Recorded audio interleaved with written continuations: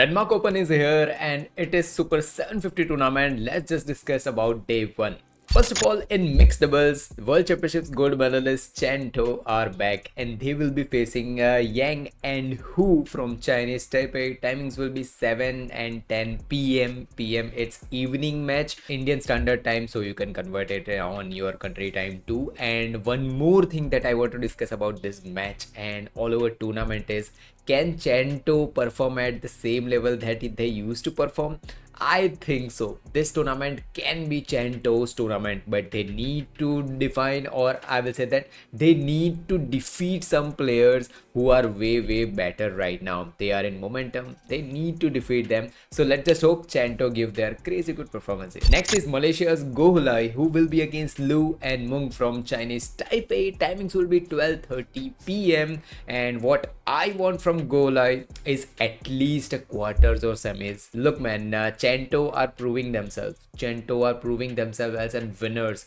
They are proving multiple times that they can win. I will say that at multiple levels like World Championships. They were against Thailand pair in the finals, right? So they lost there, okay. But still, they are performing at crazy good level, and Chento are really good mixed doubles player. So what I want from Gola is at least perform. Just imagine Malaysia has two more, I will say that Chento and Golai, two mixed doubles pair who can perform crazy good at international level.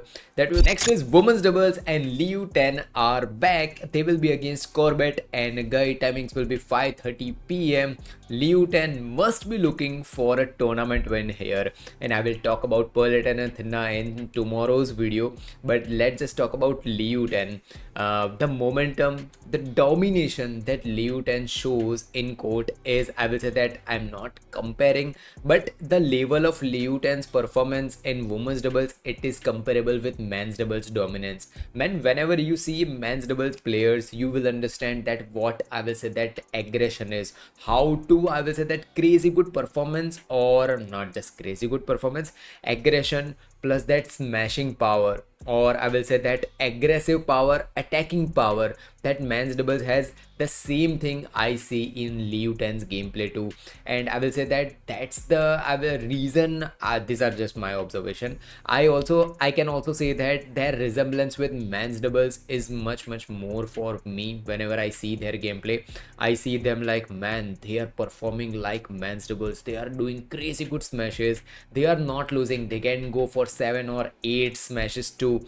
You will observe any women's doubles players, you will understand that after 2 or 3 smashes they will go for a drop, they will go for any other toss or any other shots. But if you notice Liu 10, you will understand that, man, they can continue to smash for at least 7 to 8 shots, and after that they will go for parallel shots. So this is, I will say that this is the thing you will notice in men's doubles, where they continuously go for attack and parallel gameplay. So this is the thing that I like about Liu 10's gameplay. But can Pearlton defeat them? That will be a question mark, and I will discuss about this thing in tomorrow's video when I will discuss about Pearlton. But right now what I think is that this tournament can be, I will say that, best tournament for Liu 10. Let's talk about men's doubles, and in men's doubles, Liang Wang will be choong and haikal. Timings will be 8:50 p.m. Look, last week in Arctic Open, I literally got impressed from Choong and Haikal, both players. But when they faced their opponents in semifinals, I was thinking like, yes, there are issues. There are issues that they need to resolve. Like when their opponent continues to go for a parallel gameplay, Chung and Haika, literally, I will say that they think like, what we can do now, their attack. Let me give you an example. If you are an attacking player, okay, if you are an attacking player, you go for continuous attack and everything. But what if your opponent defends every other smashes? What if your opponent defend every other flat shots that you are doing? Then what you will do? That was the simple thing that I saw in Chung Haikal's semi-final gameplay last week. But I was impressed with Chung, how he was doing crazy good smashes. Can they do same level of performance against Liang Wang? let me come back to Liang Wang. When they are performing, I will say that 2 or 3 months ago, their performances was going a little bit downwards. People were thinking like, no, Liang Wang can't perform and everything, and suddenly Liang Wang started winning tournaments, started going to semi-finals, and I was thinking like, man, they literally are back. They are performing crazy good badminton, and that was the impressive part about Liang Wang. But can they defeat Choong or Haikal, or can Choong or Haikal defeat Liang Wang? I will be literally watching this match as an analysis purpose, and the reason is simple.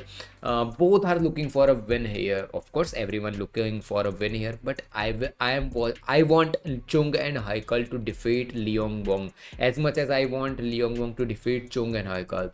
Last week's performance of Chung and Haikal was literally different. I have seen their previous matches too.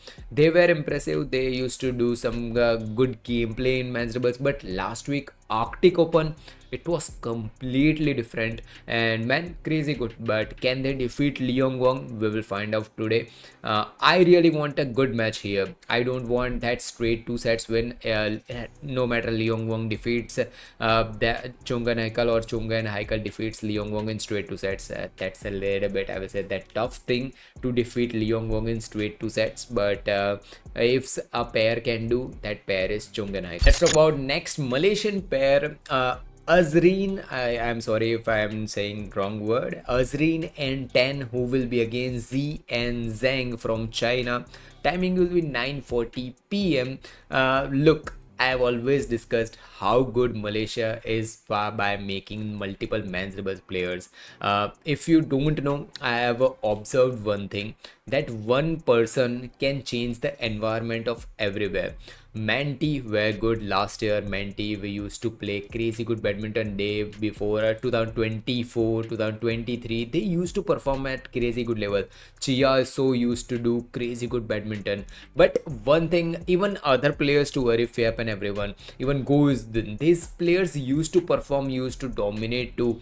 But that, I will say, that mindset of Malaysian men's doubles pair literally changed. I am not giving credits to Harry, coach of Chia so, but yes, one thing that I have seen in Chia so and Harry is that environment a player can create. The Harry was previously Minions coach, and we all know how good Minions was. And I will say that they are not, I'm not giving complete credit to Harry, but at least he is making I will say that environment for more men's doubles pairs, that mindset of creating more men's doubles pair, and it is clearly visible here.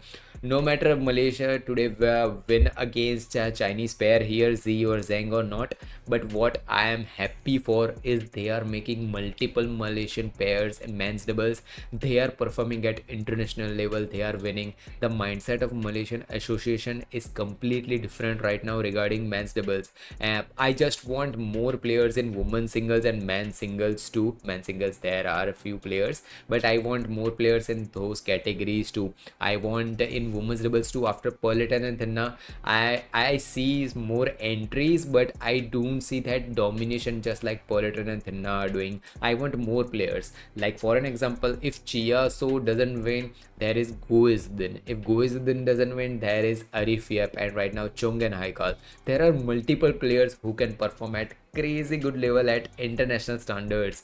But what I want from Malaysian badminton is more players in other categories too.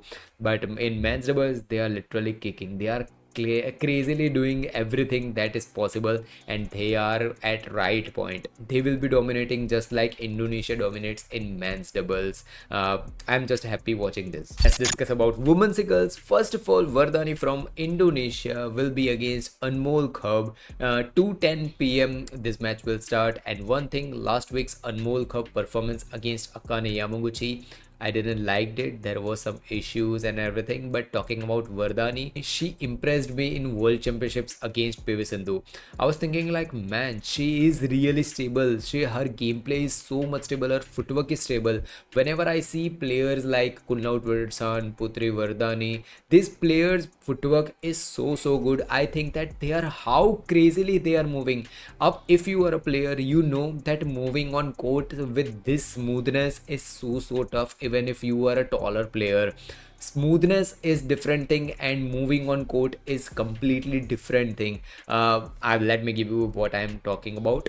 Whenever you see Kunlaut Viditsan, he is moving, he is doing steps and everything, but you will think like, yes, he is just walking on court. You will think like that. But even if you are a player or if you are not, whenever you go on court, you understand that moving from back court to front court is so tough, and you literally you have to run on court. But these players like Wardani, Kunlaut Viditsan, Anseang just make this thing so much effortless. They move on court so effortlessly. You think like, man, they are moving so good. And as compared to Anmol Kharb, I see some issues in footwork of Anmol Kharb, but let's just see if she performs crazy good match against Wardani. I will be much happy. And talking about Wardani and who will be winning here, I'm not going to predict anything. So about next player, Gregoria Tunjung, who will be against Kirsty Gilmore. Timings will be 4:40 p.m. Kirsty Gilmore, one time Kirsty Gilmore used to perform crazy good matches against PV Sindhu, against Rachnok Internon.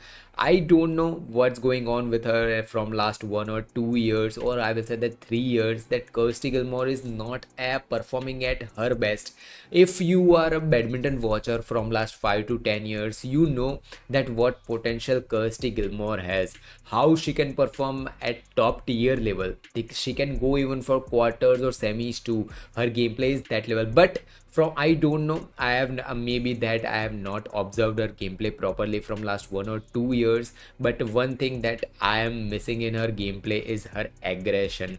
She's not aggressive from start, but what I want is after every release she used to, I will say that like this, yes, go on and everything, but that things are missing in Kirsty Gilmore. And talking about Gregoria Tunjung, when I don't know what's going on with her, same words from Kirsty Gilmore I will copy paste here.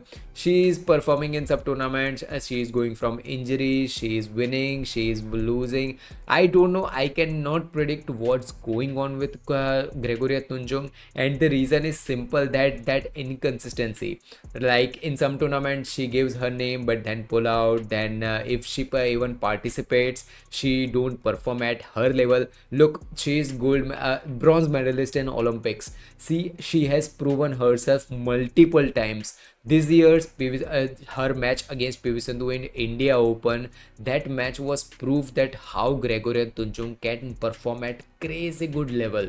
She can perform even if crowd is on opposite side. If the crowd is I will say that supporting her opponent, she will still perform. She will not go under pressure, and these are the things that makes Gregoria Tunjung's gameplay crazy good. She can do it, she has the potential, she can do everything, but I don't know what's going on with these two players. I really hope these two players perform crazy good match today, and more than that thing, I want a comeback. No matter Kirsty Gilmore is doing, no matter Gregoria Tunjung is doing, these are the players that used to perform at I will say that different level when they were a few years back. But right now it is going a little bit down, and there was a time when I was thinking like, yes, Gregoria Tunjung can defeat Anseang, but can you see this thing this year after I will say that January, February? Injuries, multiple different things going on, but let's just hope for a good match. Let's talk about men's singles. First of all, Shi Yu Qi is back. He will be against Lee Chu Q. Timings will be 1:20 p.m. One thing is simple and clear. I want Shi Yu Qi to destroy every other men's singles player. No matter if I know I am not saying that destroy in a completely different way. What I want is Shi Yu Qi to show that yes, I am the number one. I am the number one. I am back here. I am not going. Just like whenever Anseng performs, Anseng is performing today too, but that match is very simple. She will win easily. That's when I am not covering her.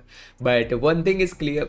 Just like Anseng from round of 32 to finals, every other round she will go for straight to sets win with domination. 21-5, 21-6 scores. Their opponent are even not even going for 5-6 scores. They are more than that, and that's what Anseng do.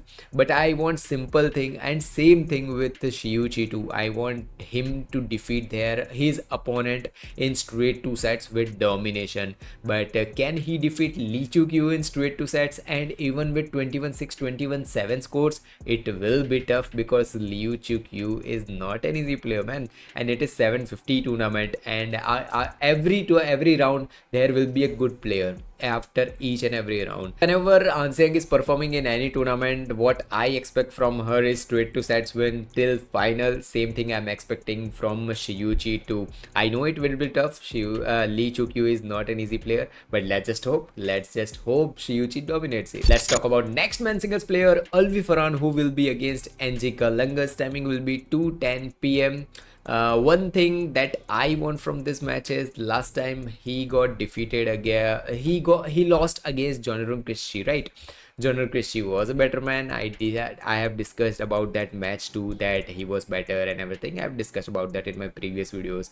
But talking about Alwi Farhan, he needs to win some tournaments, man. He needs to go into continuous semi-finals. He needs to go into continuous finals to prove himself. Like when I'm around 20, 21, 22 age, just to focus how Anthony Ginting, how Jonathan Christie used to perform at that age.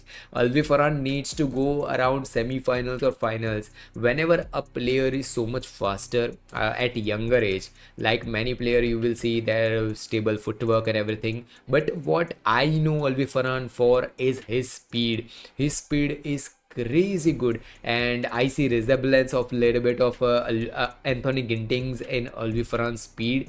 But what he is lacking is his upper body, man. Upper body doesn't synchronize with his lower body. Whenever you watch him, if he is going for backline, you will understand that his leg go first and then his upper body arrives. That's the small thing I have observed about that. But what I want from Alwi Farhan is simple: at least the semis or at least finals. This is at least thing, because if he want to replace Jonathan Christie, no one can replace these two players. But if he want to go at that level around Jonathan Christie or Anthony Ginting's level, he needs to win some tournaments, and winning Super 750, Super 1000 should be in his mind. Don't think about Super 500 or Super 300. Those are smaller level tournaments. Super 750, make a statement. They go into finals, defeat top tier players and make a statement. So these are my expectations from Alwi Farhan. Talking about final man singles match, Toma Junior Popov, who will be against Ayush Shetty. Timings will be 5:30 p.m.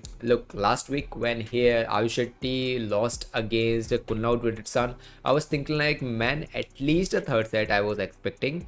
This is not the match that I was expecting from Ayush Shetty. At least a proper performance I was expecting from Ayush Shetty. But talking about Toma Junior Popov, last week when he lost, I was thinking like, man, Toma just lost here.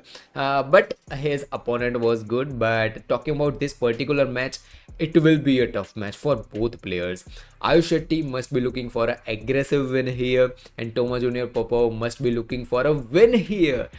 He must be looking for some quarters or semi-finals, because Toma Junior Popov and Christo Popov are habitual right now to go into quarters and semi-finals multiple times. But last week was completely different for these two brothers. But what I want from this match is a crazy good man singles match, and this match has every potential to be the best match of round of 32 day 1. So what are the views regarding this match? What I am expecting more from Ayush Shetty is his aggressive part plus defensive part too.